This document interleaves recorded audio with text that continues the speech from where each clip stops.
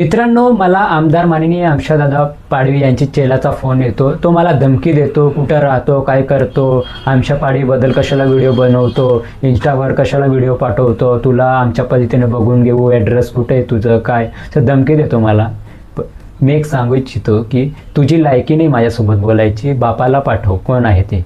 आणि दुसरी गोष्ट म्हणजे माझ्याबद्दल हे पण जाणून घे की मी भारताच्या प्रधानमंत्रीच्या छातीवर चढून प्रश्न विचारण्याची ताकद ठेवतो.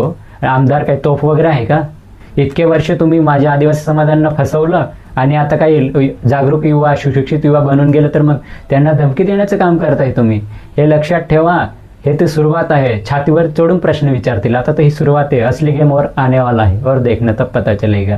आणि मी एक चॅलेंज करतो आत्ताच. आमशा पाडवी जे आमदार आहे त्यांना आणि मला बसव, डिबेट करायला सांग. माझा समाज पण बघेल. 12वी पास आणि टॉप युनिव्हर्सिटीचा विद्यार्थी, युवा जागरूक काय बोलतो, कोणते प्रश्न मांडतो ते मग तुम्हाला समजेल. हे धमकी देण्याच्या माझ्या पुढे चालत नाही. हे धमकी मला खूप आल्या. ऍड्रेस दे ना. कशाला बोलतो त्याला सांग ना, सरपंचला.